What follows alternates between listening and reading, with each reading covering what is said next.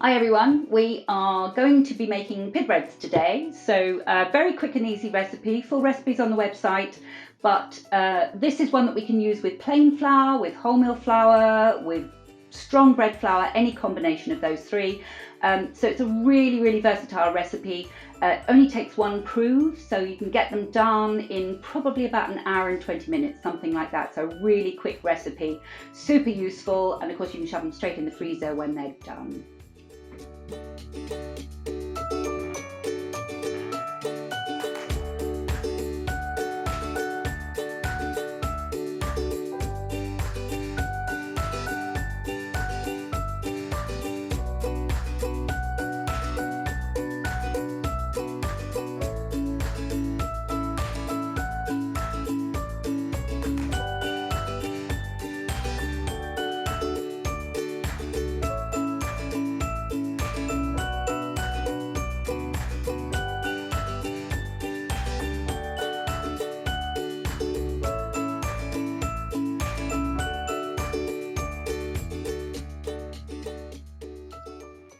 So we've combined the water, the olive oil, the flour, the salt and the yeast all together in the bowl.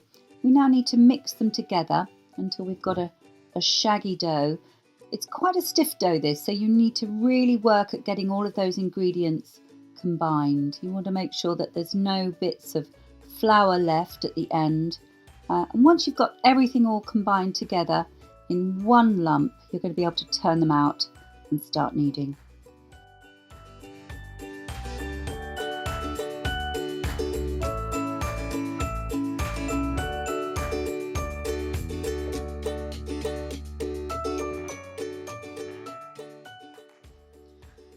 Okay, so once you've got a good elastic dough, it's going to take quite a lot of work to get the dough into a nice elastic form. You want a good smooth dough, should be able to make a nice ball like this. So we're just going to put a little bit of olive oil in the bottom of the bowl, just a tiny splash, and rub it around so that when we put our ball of dough in, nothing sticks. It's going to need covering as well once it's in there, and we can leave it for about 1 hour, between an hour and 15 minutes to prove.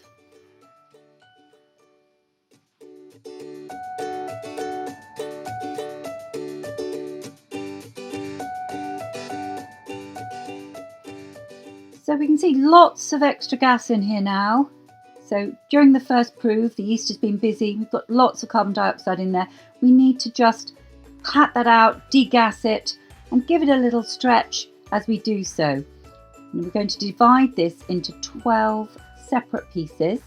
You don't have to weigh them out, but a good thing is to try and keep as much of the surface area, that lovely smooth surface area from your bowl, from your original ball.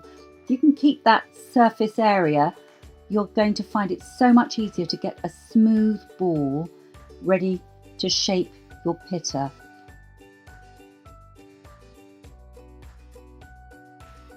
Okay, so we're taking each of these pieces and we're making them into a smooth ball. The smoothness is really important, so you flip each one over, and as you flip it over, make sure there's no flour underneath. They're very dry balls of dough, so you don't have to worry about it sticking to the counter. They won't stick. And the flour will stop you being able to make a nice smooth ball. So take the piece, flip it over, take all the corners into the middle, make a ball, flip it back upright once more with that lovely smooth top. You can see with this last one here, we're going to be able to make a beautiful smooth ball, and each of the bottoms need to be nicely pinched in together, okay? Over it goes, quick stretch round, make sure that seam is tight.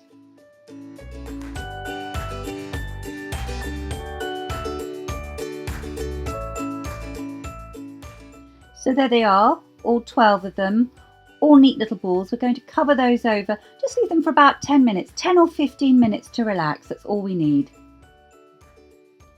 All of those bottoms, all nicely smooth, you can see. Very important to have no lumps or bumps on the bottom because they're going to be double-sided pittas. You need a smooth top and a smooth bottom.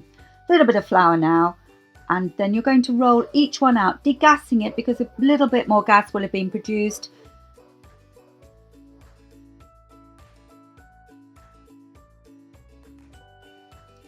So each one is a little oval.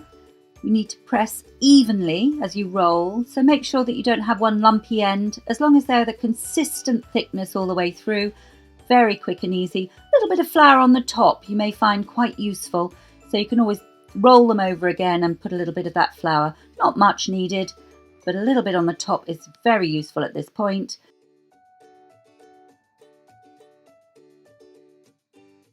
You can give a little bit of a stretch there if they're not quite as long as you would like them, but be gentle with them. Evenness is the key thing at this point. So now they're ready to go in the oven, and crucially they need to go into a very hot oven, and there needs to be a hot surface that they land on. These are going to go onto the stone base of our oven, but you need to go into a pizza stone, or at the very least a very hot tray that's already in your oven and has been able to get really hot whilst the oven's been on. Literally 5 minutes in the oven. They take no time at all. You don't want a lot of colour on these. They should come out quite pale, but they should all puff up. If you've got them onto a hot surface, as soon as they've gone in, 5 minutes, they'll be beautifully puffed up. Now we need to make sure that they're covered. Don't leave them out on the side to cool. They need to be covered over with a cloth so that the steam can't escape. It's the opposite of what we normally want with bread. We want to keep that steam in. It will make sure that they stay soft and pliable. So if you're into your bread making and baking, then do subscribe to our channel. We will be putting lots of extra content out over lockdown. So we hope to see you soon.